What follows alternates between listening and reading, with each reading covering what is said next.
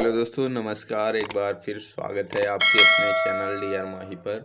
और आज हम करने वाले हैं क्लास 10th के हिंदी के कुछ इम्पोर्टेंट जो आपकी कृतियाँ होती हैं उनको, और उनसे रिलेटेड जो लेखक हैं और उसकी जो विधा है वो भी मैं आपको बताऊंगा। देखो, विधा और लेखक दोनों इम्पोर्टेंट हैं। आपके एग्ज़ाम में कुछ भी पूछा जा सकता है, तो आप दोनों को ध्यान रखना, ठीक है। तो चलिए स्टार्ट करते हैं वीडियो को। तो यहाँ पे जो आपका फर्स्ट क्वेश्चन में कहा गया है कि आपकी श्रृंगार रस मंडन ये किसकी रचना है। तो जो ये रचना है आपकी विट्ठल नाथ की है, और ये आपका ब्रज भाषा का गद्य है, ठीक है। क्या है? ब्रज भाषा का गद्य है, और आपके एग्जाम में पूछी गई रचना है, ठीक है। 2015 में आपका पूछा गया है, ठीक है। उसके बाद आपका जो दूसरा पूछा गया है कि 84 वैष्णवन की वर्ता ये किसकी रचना है। तो ये आपकी गोकुलनाथ की है। और जो इसमें दूसरी है गोकुलनाथ की 252 वैष्णवन की वर्ता, ठीक है। और दोनों की दोनों जो हैं गद्य साहित्य हैं, मतलब इसकी जो विधा है वो गद्य साहित्य है, और इसके दो लेखक हैं वो हैं गोकुलनाथ, ठीक है।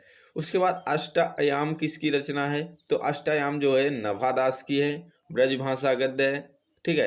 ये भी आपके लिए इम्पॉर्टेंट है। उसके बाद अगहन महामात्य और वैशाख महामात्य, ठीक है। ये दोनों रचनाएं किसकी हैं। तो ये आपकी वैकुंठ मणि शुक्ल की हैं, और ये भी आपकी ब्रजभाषा गद्य है, ठीक है। क्या है? ब्रजभाषा गद्य है। उसके बाद माधव विलास किसकी है। तो ये आपकी लल्लू लाल की रचना है, ये भी आपका ब्रजभाषा गद्य है, ठीक है। जो आपकी अगली रचना है बनारसी विलास किसकी रचना है, ठीक है।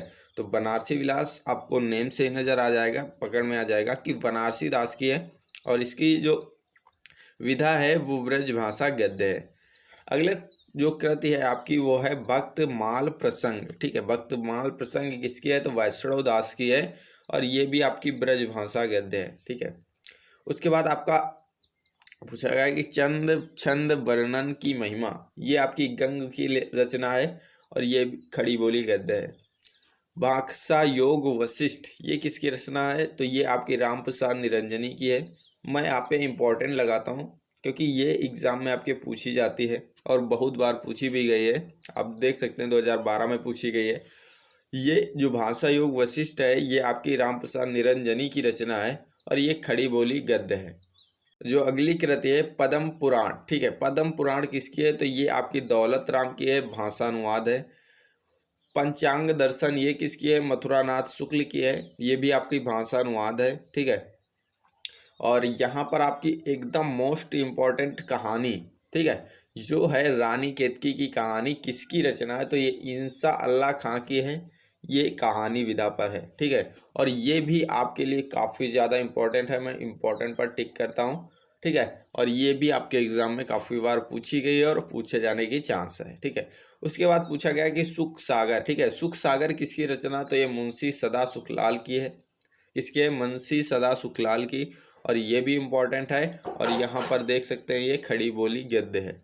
प्रेम सागर किसकी है। तो प्रेम सागर लल्लू लाल की है, और ये भी आपकी इम्पोर्टेंट कहानी है, ये भी आपके एग्जाम में पूछी जा सकती है। नाचकेतो व्याख्यान किसकी रचना। तो ये सदल मिश्र की है, ठीक है। किसकी है। सदल मिश्र की है, और ये आपकी आख्यान है, ये मोस्ट इम्पॉर्टेंट है, ये आपके एग्जाम में पूछी जा सकती है, ठीक है। अगली जो रचना है आपकी गोरा बादल की कथा, ये किसकी है। तो ये आपकी जटमल की है। किसकी रचना है। जटमल की रचना है, और ये आपकी खड़ी बोली गद्य है।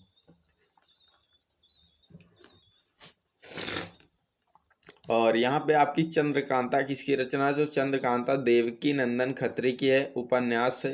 राजा भोज का सपना किसकी है। ये भी आपकी इम्पोर्टेंट है, पूछी जा सकती है। ये राजा भोज की सपना जो है राजा शिव प्रसाद सितारे हिंद की है, ठीक है। ये आपकी कहानी है। अगले जो आपकी रचना है वो है शकुंतला, ठीक है। शकुंतला किसकी रचना। तो राजा लक्ष्मण सिंह की है, और यहाँ पर आपका ये नाटक विधा पर आधारित है। इंदुमती किसकी है। तो इंदुमती जो है किशोरी लाल गोस्वामी की है, ये आपकी कहानी पर आधारित है। परीक्षा गुरु किसकी है। तो परीक्षा गुरु आपका श्रीनिवास दास का है, और ये आपका उपन्यास है। और मैं आपको बता दूं जो परीक्षा गुरु है ये पहला उपन्यास है, ठीक है। पहला उपन्यास है हिंदी साहित्य का। तो ये भी आप ध्यान रखना कि जो आपका हिंदी साहित्य का पहला उपन्यास कौन सा है। तो ये आपका परीक्षा गुरु हो जाएगा। तो यहाँ पर जो आपकी नेक्स्ट कृति है सत्यार्थ प्रकाश, ठीक है। सत्यार्थ प्रकाश किसके है। स्वामी दयानंद सरस्वती की है, और ये आपका एक धार्मिक ग्रंथ है, ये भी काफ़ी ज़्यादा इम्पोर्टेंट है आपके एग्ज़ाम के लिए। तो इस प्रकार से हमने कुछ जो आपकी कृतियाँ थी वो कंप्लीट कर ली, और यहाँ पर हम 2 या 3 वीडियो और बनाएंगे इस पर, क्योंकि यहाँ पर जो इसकी लिस्ट है काफ़ी लंबी है तो आपको पढ़ना पड़ेगा। ठीक है, तो अभी हम क्या करते हैं, सेशन को एंड करते हैं। तो अगर ये सेशन आपके लिए हेल्पफुल है तो आप हमारे इस वीडियो को लाइक कर लेना, चैनल को सब्सक्राइब कर लेना और बेल आइकन को भी प्रेस कर लेना। मिलते हैं नेक्स्ट वीडियो में, तब तक के लिए बाय, जय हिंद, जय भारत।